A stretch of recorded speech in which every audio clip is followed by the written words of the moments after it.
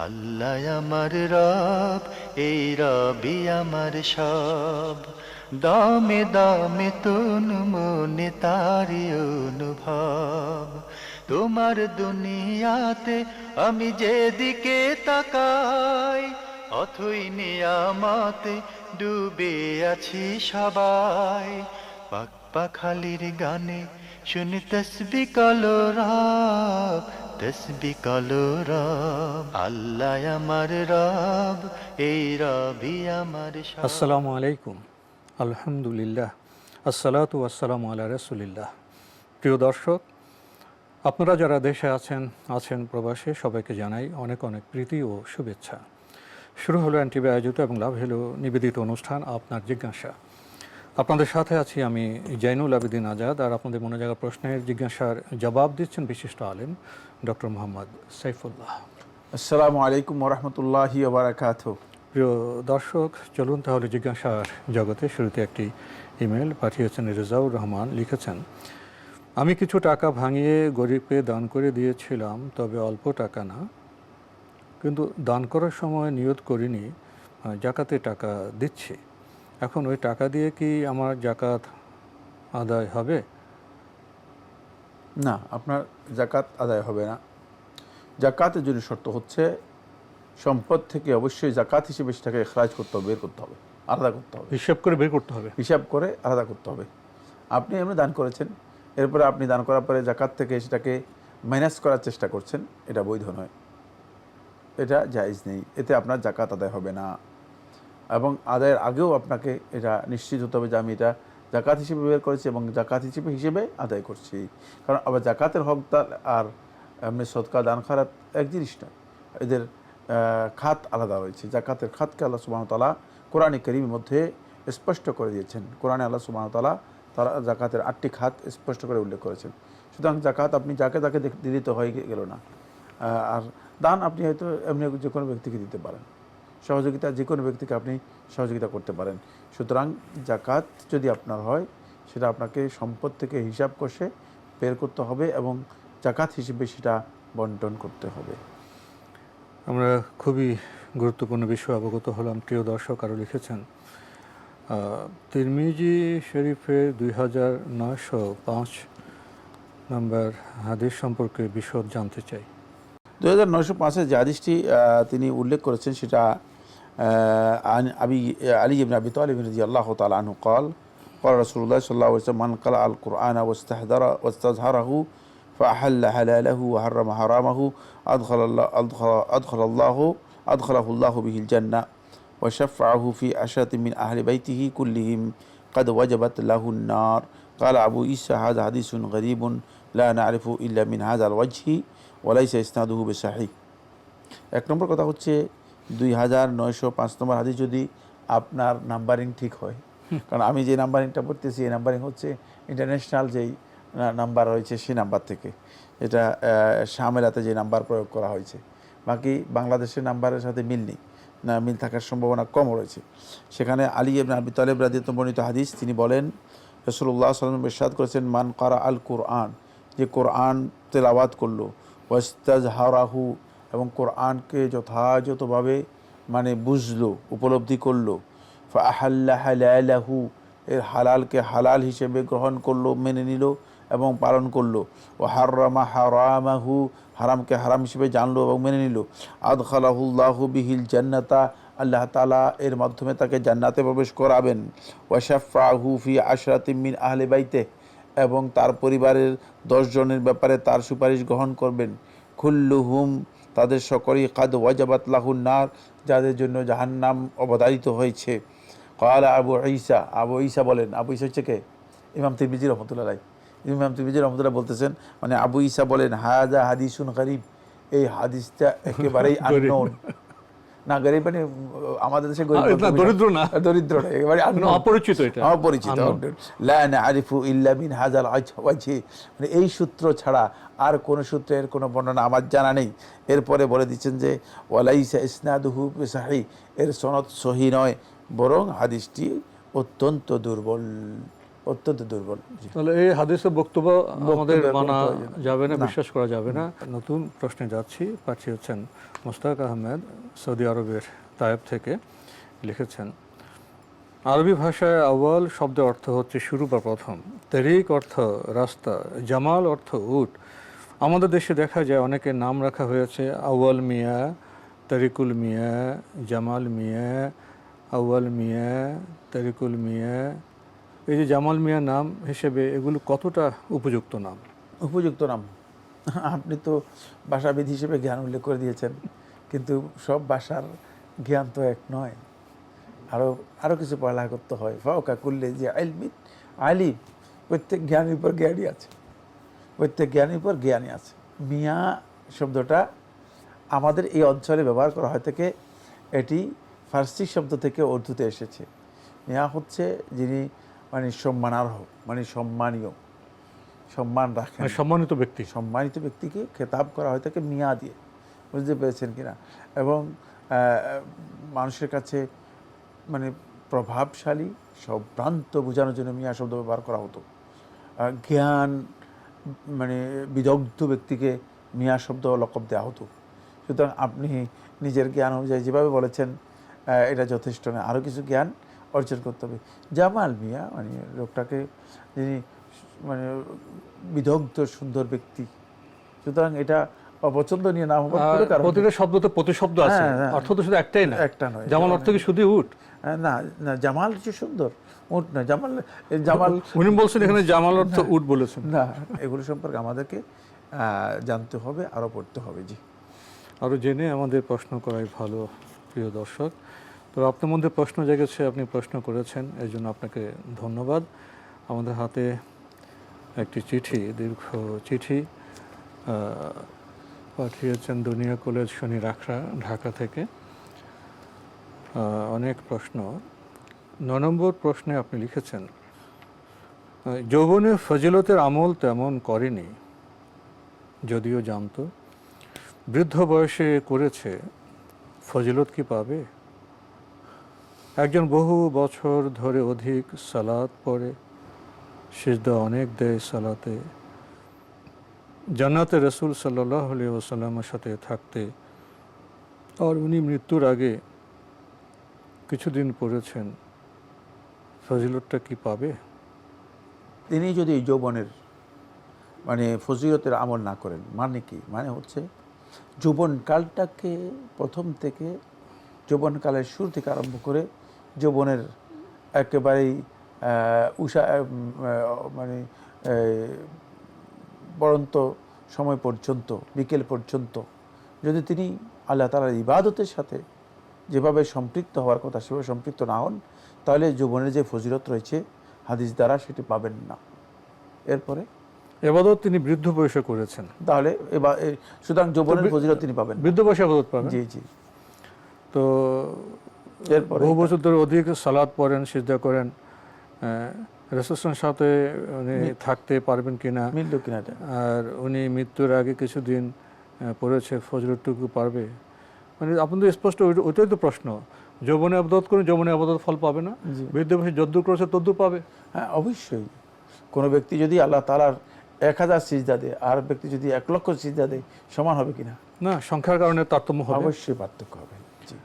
আর রাসূলুল্লাহ সাল্লাল্লাহু আলাইহি ওয়াসাল্লামের সাথে থাকার বিষয়ে তো তাকে বিশেষভাবে মনোযোগী হতে হবে, সেটা তো অন্য বিষয়। হ্যাঁ, সেটা হচ্ছে তিনি অধিক পরিমাণে নফল সালাত আদায় করবেন। তো এখন নফল সালাত যিনি অনেক বেশি আদায় করেছেন তিনি সেই মর্যাদা পাবেন, ওই মর্যাদা পাবেন না যিনি নফল সালাত আসলে জীবনে আদায় করেননি। প্রশ্নই আসে। আমরা জানলাম বিষয়টি সম্পর্কে, প্রিয় দর্শক। যুবকদের এবাদতের, এলেম শেখার, দুনিয়ার প্রয়োজনীয় কাজের গতি কেমন হবে, কিছু এক্সাম্পল দেবেন? ইবাদতের জন্য ইবাদতের গতি বা মানদণ্ড, স্ট্যান্ডার্ড হচ্ছে সুন্নাহ অনুসরণ করা। সুন্নাহ থেকে অতিরঞ্জন করা সেটা ইবাদতের মানদণ্ড নয়। সেক্ষেত্রে যদি কেউ তিনি সুন্নাহর অনুসরণ করে থাকেন তাহলেই যথেষ্ট। কিন্তু সুন্নাহ থেকে যদি তার ইবাদত কম হয়ে যায়, অথবা ইবাদতের মানদণ্ড সুন্নাহ থেকে আরও কমের হয়, তাহলে স্ট্যান্ডার্ড ঠিক নেই। নফল ইবাদতের ক্ষেত্রে যারা যুবক রয়েছে তারা যেগুলো করতে পারে সেটা হচ্ছে সুন্নাতে তাদেরকে অধিক পরিমাণে সিয়ামের কথা বলা হয়েছে। তারা চেষ্টা করবে সিয়াম পালন করার জন্য। রাতের নামাজ এর ব্যাপারে রাসূলুল্লাহ সাল্লাল্লাহু আলাইহি ওয়াসাল্লাম বলেছেন, নি'মাল আব্দু আব্দুল্লাহ, আব্দুল্লাহ কতই না ভালো, নি'মার রাজুলু আব্দুল্লাহ, আব্দুল্লাহ কতই না ভালো মানুষ। এটা একটা উৎসাহিত করলেন, যে আব্দুল্লাহকে প্রশংসা করেন। আব্দুল্লাহ হচ্ছে আব্দুল্লাহ ইবনে ওমর রাদিয়াল্লাহু তাআলা আনহু, উৎসাহিত করলেন। তিনি মনে করেন যে রাসূলুল্লাহ সাল্লাল্লাহু আলাইহি ওয়াসাল্লাম আমাকে প্রশংসা করতেছেন, আমাকে খুব ভালো মানুষ বলতেছেন। কিন্তু রাসূলুল্লাহ সাল্লাল্লাহু আলাইহি ওয়াসাল্লাম সাথে যুক্ত করে দিনে যদি না সে যদি লাগিয়ে দিয়েছেন, যদি লাগা দিয়েছে, যদি না সে রাতের নামাজটা কন্টিনিউ করত। এই জন্য আব্দুল্লাহ ইবনে ওমর রাদিয়াল্লাহু তাআলা যখন শুনলেন যে এই জায়গায় মনে হয় আমার ঘাটতি আল্লাহ রাসূল সাল্লাল্লাহু আলাইহি ওয়াসাল্লাম লক্ষ্য করেছেন, ঘাটতি লক্ষ্য করেছেন, ফলে আব্দুল্লাহ ইবনে ওমর রাদিয়াল্লাহু তাআলা আনহু তিনি বললেন যে এরপর থেকে আমি আর আল্লাহ রাসূল সাল্লাল্লাহু আলাইহি ওয়াসাল্লাম যা বলছেন সেটাকে পাওয়ার জন্য আমাকে নি'মাল আব্দ নি'মার রাজুল হওয়া দরকার। ভালো, সবচেয়ে ভালো মানুষ, সবচেয়ে ভালো মানে বান্দা হওয়া দরকার। এই জন্য আমি আর কোনোদিন জীবনে রাতের নামাজ ছাড়ি নাই। সুতরাং যুবকদের এখানে খুবই গুরুত্বপূর্ণ দিক হচ্ছে যুবকরা এটাকে অবশ্যই গুরুত্বের সাথে দিবে। যৌবনের আরেকটি গুরুত্বপূর্ণ বিষয় হচ্ছে সেটা হলো এই যৌবন একটা উত্তেজনার সময়। এটাকে বলা হয়ে থাকে যে এটা হচ্ছে মানে জোয়ারের সময়, উত্তেজনা আর আবেগের ফলে এই উত্তেজনা এবং আবেগের এই জায়গায় যুবক ব্যক্তির জন্য সবচেয়ে গুরুত্বপূর্ণ কাজ হচ্ছে নিজের চারিত্রিক দিককে সংরক্ষণ করা, পবিত্র থাকা। চারিত্রিকভাবে যদি নিজের পবিত্রতা রক্ষা করতে পারে, এটা তার ইবাদতের সর্বোচ্চ মানদণ্ড। এই জন্য আল্লাহ রাসূল সাল্লাল্লাহু আলাইহি ওয়াসাল্লাম হাদিসের মধ্যে স্পষ্ট করেছেন বিষয়টি। কিয়ামতের দিন মিজানে সবচেয়ে ভারী যে কাজটি হবে সেটা হচ্ছে আল খুলুকুল হাসান, উত্তম চরিত্র। এই যুবকদের এই হচ্ছে মানদণ্ড। আর বাকি মানে অনেক বেশি জিকির করবে, অনেক বেশি, এগুলো হচ্ছে যদি কেউ করেন অসুবিধা নেই, কিন্তু মানদণ্ড নির্ধারণ করতে হলে আমরা যে উসুলের ভিত্তিতে বলেছি, আমরা যে মূলনীতির ভিত্তিতে বলেছি, সেটাই হচ্ছে মূলত যুবকদের ইবাদতের মানদণ্ড। ইবাদত হচ্ছে আনুগত্য, সংখ্যাধিক্য ইবাদত নয়। আর ইবাদত হচ্ছে আল্লাহ রাসূল সাল্লাল্লাহু আলাইহি ওয়াসাল্লামের সুন্নাহ অনুসরণ, সংখ্যাধিক্য ইবাদত নয়। আর ইবাদত হচ্ছে আল্লাহ রাসূল সাল্লাল্লাহু আলাইহি ওয়াসাল্লাম যেভাবে একজন যুবককে নিজের যৌবনকে হেফাজত করতে বলেছেন, সেভাবে হেফাজত করে আল্লাহর আনুগত্যের অধীনে থাকা। জি, আমরা খুবই গুরুত্বপূর্ণ বিষয়ে অবগত হলাম। প্রিয় দর্শক আরও লিখেছেন, যারা গোটা জীবনে ভালোভাবে ইসলামের বিধান মেনে চলেনি, তারা বৃদ্ধ বয়সে প্রত্যাবর্তন করেছে, তারা 5টি প্রশ্নের উত্তর কি দিতে পারবে কিয়ামতের দিন?